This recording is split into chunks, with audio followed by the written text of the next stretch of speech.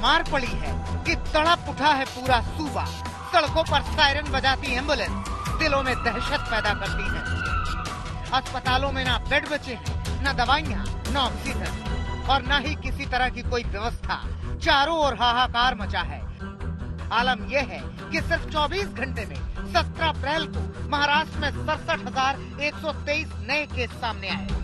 24 घंटे के अंदर पूरे महाराष्ट्र में 419 लोगों ने कोविड से दम तोड़ दिया।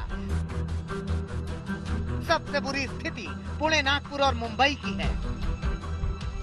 मुंबई में पिछले 24 घंटे में 8,834 नए केस सामने आए हैं, जबकि 24 घंटे के भीतर मुंबई में 52 लोगों ने दम तोड़ दिया। महाराष्ट्र में शनिवार के दिन कोरोना केसेस ने एक नया रिकॉर्ड कायम किया है। 67,000 केसेस एक दिन में महाराष्ट्र में पाए गए, जो कि अब तक के हाईएस्ट केसेस है। उसके साथ साथ एक दिन में 419 लोगों ने अपनी जान गंवाई। मुंबई में 8,800 का ये आंकड़ा है, लेकिन जो डेथ रेट है वो बढ़ रहा है। 51 डेथ्स कोविड की रिपोर्ट की गई सैटरडे के दिन।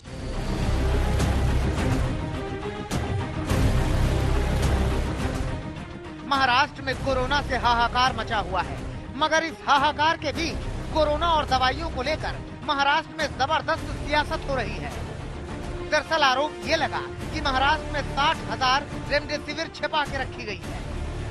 कालाबाजारी की आशंका के तहत एक सप्लायर को मुंबई पुलिस ने पूछताछ के लिए बुलाया, मगर पुलिस कर्मियों के पास बीजेपी के नेता भी पहुंच गए। हुआ क्या था, सुनिए। बाद रात को 9 बजे 10 लोग उनके घर जाते, उसको उठा के लाते हैं यहाँ पर।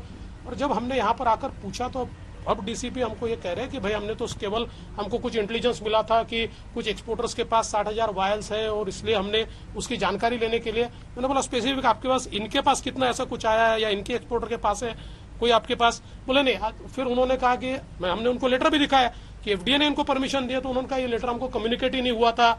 इस प्रकार से वो जो कि उनको कहना था उन्होंने कहा। अब महाराष्ट्र सरकार आरोप लगा रही है कि बीजेपी के नेता उन लोगों से क्यों मिल रहे हैं जिन पर रेमडेसिविर को छिपाने के आरोप लग रहे हैं। लगातार बीजेपी उनकी वकालत कर रही थी। लगातार भारतीय जनता पार्टी के नेता ट्वीट कर रहे थे कि 50,000 वायल हम इनसे लाएंगे महाराष्ट्र में। लीडर ऑफ अपोजिशन जो विधान परिषद के हैं दरेकर जी, वो लेकर एफडीए के मंत्री महोदय से मिले कि इन्हें ऑर्डर देने का काम करो। तो राजेश ढुकानिया और बीजेपी का कोई ना कोई कनेक्शन तो है। अगर किसी को पुलिस जांच के लिए बुलाती है तो दोनों नेता प्रतिपक्ष, बहुत 2 विधायक कैसे पहुंच जाते हैं? क्या पुलिस यंत्रणा अपनी काम ना करे? देवेंद्र जी वकील हैं, क्या वकील की हैसियत से वकालत करने के लिए गए थे वो? कल जांच के लिए बुलाया गया, जांच हो रही थी, लेकिन जिस तरह से बीजेपी के लोग पुलिस स्टेशन में जाकर दबाव डाल रहे थे, ये उचित नहीं है। 60,000 रेमडेसिविर की वाइल्स को कहीं छुपा कर रखा गया है।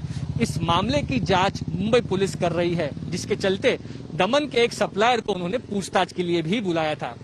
सबसे बड़ा सवाल ये है कि जहां लोग रेमडेसिविर के लंबी लंबी लाइनें लगा रहे हैं, कई लोगों को ये इंजेक्शंस नहीं मिल पा रहे हैं, वहीं दूसरी तरफ मुंबई में क्या ये दवाइयां ब्लैक मार्केट में बेची जा रही हैं? मुंबई पुलिस मामले की जांच कर रही है, मगर महाराष्ट्र सरकार की ओर से लगातार आरोप लगाया जा रहा है कि केंद्र सरकार जानबूझकर महाराष्ट्र को रेमडेसिविर नहीं दे रही। नवाब मलिक के आरोप पर फडणवीस का जवाब सुनिए। नवाब मलिक और कुछ मंत्री, इनको लोगों से कोई लेन देन नहीं है। लोग जीते हैं या मरते हैं, इनको केवल कोरी राजनीति करनी है। इनको नरेटिव सेट करना है। इनको लोगों से कोई लेन देन नहीं है, नरेटिव से लेन देन है।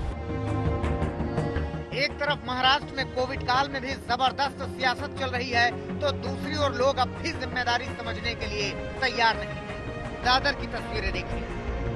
हम इस वक्त हैं दादर में, जहां पर कि आप देख सकते हैं कि कई सारे लोग अभी भी छोटी छोटी अपनी दुकानें सड़क किनारे खोल के कपड़े बेच रहे हैं, बेल्ट बेच रहे हैं, जो कि नॉन एसेंशियल में आता है और इन्हें रोकने वाला कोई नहीं है। और आप देख लीजिए काफी भीड़ भी है वहां पर। हालांकि लोग मास्क पहने हैं, लेकिन काफी भीड़ भी है इन दुकानों पर जो लोग सामान खरीद रहे हैं। और यही वजह है कि सरकार बार बार अथक प्रयास कर रही है पुलिस की कई सारे बैरिकेड्स लगे हुए हैं सड़कों पर।